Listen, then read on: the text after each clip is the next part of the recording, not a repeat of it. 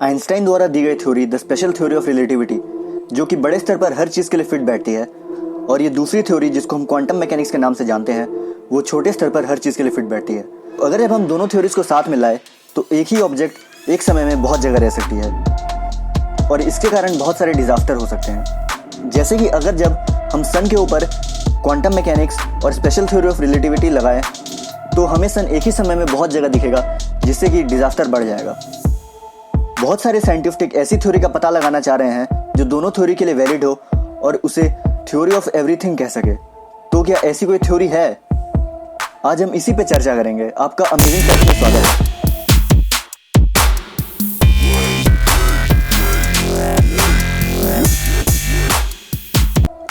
साल 1919 में एक जर्मन मैथमेटिशियन जिनका नाम थियोडोर कालुजा था, उन्होंने एक बहुत ही बड़े आइडिया को जन्म दिया। उन्होंने बताया कि हमारा यूनिवर्स 3 डायमेंशन से ज़्यादा हो सकता है।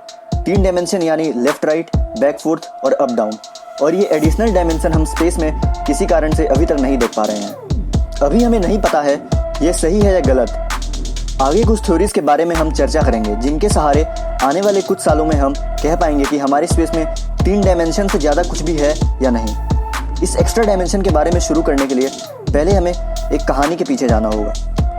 साल 1907 की बात है, जब आइंस्टाइन के द्वारा the special theory of relativity की खोज हो चुकी थी, और तब उन्होंने एक नए प्रोजेक्ट को लेने का विचार किया जो कि पूरे तरीके से फोर्स ऑफ ग्रेविटी को समझने में सक्षम रहे। लेकिन तब बहुत लोगों का मानना था कि न्यूटन ने तो पहले से ही ग्रेविटेशनल फोर्स के बारे में 17वीं सेंचुरी में सब कुछ एक्सप्लेन कर रखा था, जैसे कि प्लैनेट्स के मोशन को, हमारे मोशन को, ट्रीज के गिरते एप्पल को अच्छी तरह से एक्सप्लेन कर चुके थे। लेकिन आइंस्टाइन ने सोचा कि न्यूटन कुछ छोड़ रहे हैं, मतलब कि उन्होंने ये तो समझा दिया कि कैसे हम ग्रेविटी के इफेक्ट को कैलकुलेट कर सकते हैं, लेकिन उन्होंने ये नहीं समझाया कि ये काम कैसे करती है, कैसे 93 मिलियन माइल्स दूर सन अर्थ के मोशन को प्रभावित करता है, सन एम्प्टी इनर्ट स्पेस पे कैसे पहुंचा और कैसे प्रभाव डालता है। इस सारे क्वेश्चन का आंसर पता लगाने में आइंस्टाइन लग गए, और फिर उन्होंने पाया कि स्पेस एक मीडियम है जो कि ग्रेविटी ट्रांसमिट करती है। उन्होंने बताया कि हमारा स्पेस एक चादर के समान है, जिसपे सन के भार के चलते वो चादर को नीचे की तरफ कर्व बना देता है, और इस वॉर्प एंड कर्व के चलते सन अर्थ की तरफ अट्रैक्टिव फोर्स लगाता है, जो कि ग्रेविटेशनल फोर्स है, और इस ग्रेविटेशनल फोर्स को बैलेंस करने के लिए अर्थ सर्कुलर मोशन करती है और सेंट्रीपिटल फोर्स लगाती है। सेम चीज़ अर्थ और मून के बीच में भी होता है। आइंस्टाइन ने बताया ग्रेविटी ऐसे ही काम करती है। 1919 में थ्योरी को टेस्ट किया गया, जिसका रिजल्ट बिल्कुल सही आया। उस समय कुलिज के मन में एक सवाल आया कि स्पेस में वॉर्प एंड कर्व किस चीज़ के चलते आ रहा है। कोई और फोर्सेस जरूर होगा जिसके चलते ये वॉर्प एंड कर्व आ रहा है। अगर कोई नया फोर्स होगा तो फिर एक नया डायमेंशन भी हमें इंट्रोड्यूस करना होगा। उन्होंने आइंस्टाइन की 3 डायमेंशन वाली इक्वेशन ली जो कि ग्रेविटी को एक्सप्लेन करती थी, और एक नया इक्वेशन उन्होंने लिखा जो कि नई डायमेंशन के आने के चलते आया। जब उन्होंने दोनों इक्वेशन को सॉल्व किया तो वो शॉक रह गए। उन्होंने पाया कि ये इलेक्ट्रोमैग्नेटिक फोर्स का इक्वेशन था। उनके खुशी का ठिकाना नहीं रहा। उन्हें लगा उन्होंने यूनिफाइड थ्योरी की खोज कर ली, जिसके लिए कई साइंटिस्ट काफ़ी दिनों से दिन रात प्रयास कर रहे थे। लेकिन उनके ऑब्जर्वेशंस पे 2 सवाल उठे। पहला, अगर कोई नया डायमेंशन है तो वह कहाँ है, हम लोग देख क्यों नहीं पा रहे? और दूसरा सवाल यह, क्या यह थ्योरी अप्लाई होती है हमारे आसपास के वर्ल्ड में? पहले क्वेश्चन का आंसर 1926 में ऑस्कर क्लीन ने दिया। उन्होंने बताया कि नया डायमेंशन 2 तरीके से हो सकता है। अगर बड़ा हुआ तो उसे हम इजीली देख सकते हैं, और दूसरा कि यह काफ़ी छोटा भी हो सकता है जो हमारे आसपास है बट उसे हम देख नहीं पा रहे। एग्जाम्पल के लिए आप इस वीडियो में देखेंगे तो आपको लगेगा कि ये एक केबल की वायर है जो कि दिखने में 1 डायमेंशन है, पर जब हम इसे जूम करके देखेंगे तो आप देख पाएंगे कि इस पे एंट्स चल पा रहे हैं, और उनके लिए ये वायर सर्कुलर है, और एंट इसके ऊपर सर्कुलर मोशन में एंटी क्लॉकवाइज और क्लॉकवाइज डायरेक्शन में आसानी से ट्रैवल कर सकती है। अगले वीडियो को देखने पे ये हमें 2 डायमेंशनल लग रहा है, पर जब इसको हम बहुत ज़्यादा जूम करें तो ये हमें 3D में दिखेगा, लेकिन ये हमारे लिए नेक्ड आई से इनविजिबल था। ये हमारे पहले क्वेश्चन का एक्सप्लेनेशन था, लेकिन अब तक दूसरे क्वेश्चन का आंसर नहीं मिल पाया था। क्या यह थ्योरी हमारे आसपास के वर्ल्ड पे अप्लाई होती है?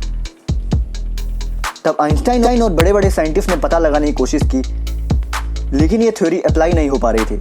उसके बाद एक सुपर स्ट्रिंग थ्योरी नाम की थ्योरी आई, जो कि what is the basic fundamental individual uncuttable constituent making up everything in the world around us, इसको आंसर करने की कोशिश करती है। और आइडिया कुछ इस प्रकार था।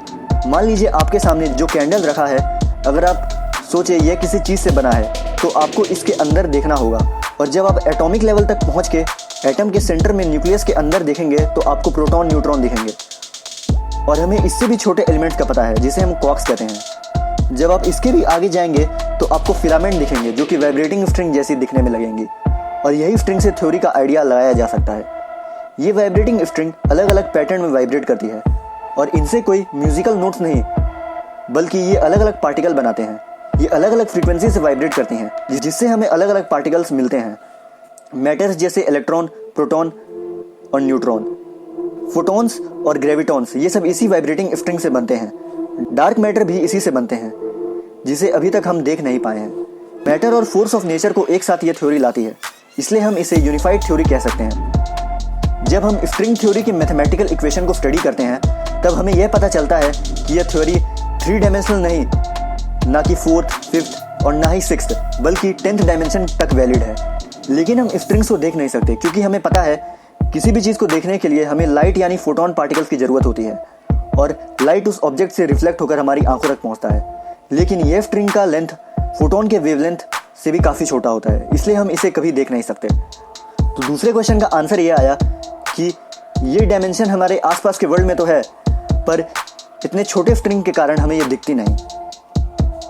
दोस्तों, आज के लिए इतना ही। आशा करता हूँ कि आपको यह वीडियो ज़रूर पसंद आई होगी। आप सोचकर कमेंट करें, क्या हम स्ट्रिंग थ्योरी को द थ्योरी ऑफ एवरीथिंग कह सकते हैं?